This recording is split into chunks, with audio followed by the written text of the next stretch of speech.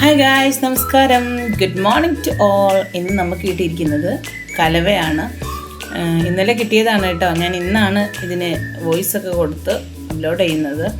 എൻ്റെ ഷോർട്സിനൊക്കെ തരുന്ന സപ്പോർട്ട് നിങ്ങൾ എൻ്റെ വീഡിയോക്ക് തരും എന്ന പ്രതീക്ഷയിലാണ് ഞാൻ ഓരോ വീഡിയോ എന്നാൽ കഴിയും വിധം ചെയ്യുന്നത്.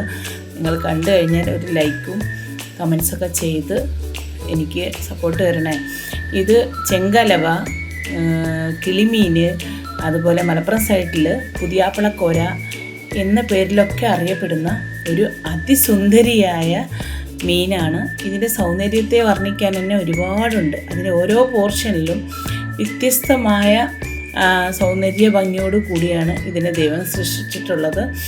വളരെ ഭംഗിയാർന്ന ഒരു മീനാണിത്. ആ ഭംഗിയോട് കൂടെ തന്നെ അതിനെന്തുണ്ട്, അതിരുചികരമായ സ്വാദും ഉണ്ട്.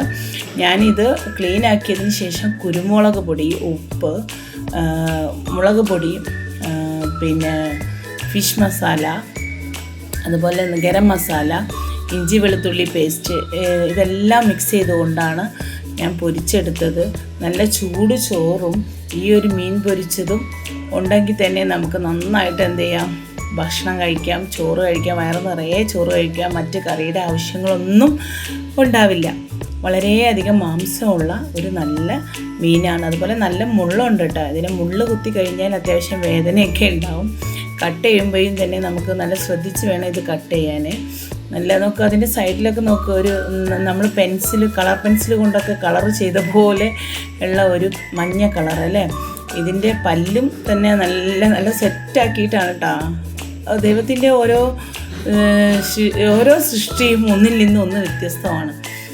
അപ്പോൾ നല്ല ടേസ്റ്റുള്ള മീനാണ്. ഞാൻ എന്ത് ചെയ്തു, എല്ലാം കൂടെ ഈ പറഞ്ഞ ചേരുവകളെല്ലാം കൂടെ ചേർത്ത് വെച്ചിട്ട് ഒരു അരമണിക്കൂറിലേറെ ഞാനത് എന്ത് ചെയ്തു, ഫ്രിഡ്ജിലൊന്നും വെച്ചില്ല.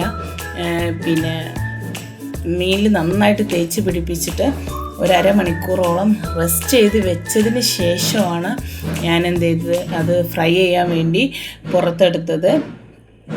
റെക്കോർഡ് ചെയ്യുമ്പോൾ ഒരു സൗണ്ട് വരുന്നുണ്ട് കേട്ടോ. അത് അപ്പുറത്തെ വീട്ടിൽ നിന്നാണ്, നമുക്കൊന്നും ചെയ്യാൻ പറ്റില്ല. പിന്നീട് പാൻ റെഡിയാക്കിയിട്ട് അതിനകത്തേക്ക് വെളിച്ചെണ്ണയാണ് ഞാൻ ഉപയോഗിച്ചത് കേട്ടോ. വെളിച്ചെണ്ണയിൽ പൊരിച്ച് കഴിഞ്ഞാൽ നല്ല ടേസ്റ്റാണ് ഈ മീൻ. നിങ്ങൾ പ്രത്യേകം ശ്രദ്ധിക്കണം. വെളിച്ചെണ്ണ ഉപയോഗിക്കാൻ കഴിഞ്ഞു കഴിഞ്ഞാൽ നല്ല ടേസ്റ്റാണ്. നല്ല വിലയാണ് വെളിച്ചെണ്ണയ്ക്ക്, എങ്കിലും വെളിച്ചെണ്ണ ഉപയോഗിക്കാൻ ശ്രമിക്കുക. നിങ്ങളുടെ സപ്പോർട്ട് ഉണ്ടാകും. ഒരു ലൈക്കായിട്ട് കമൻറ്റായിട്ട് നിങ്ങളുടെ സപ്പോർട്ട് ഉണ്ടാകും എന്ന പ്രതീക്ഷയിൽ ഞാൻ വീഡിയോ വൈൻഡ് അപ്പ് ചെയ്യാണ്. മീൻ റെഡിയായി. ഇനി പൊരിച്ചെടുത്ത് അങ്ങ് ചോറിൻ്റെ കൂടെ അങ്ങ് കഴിച്ചാൽ മതി കേട്ടാ. ജഗ. അപ്പോൾ നിങ്ങൾ കമൻസും ലൈക്കൊക്കെ ചെയ്യുമെന്ന പ്രതീക്ഷയാണ് എനിക്കുള്ളത്. നിങ്ങളത് ചെയ്യണം.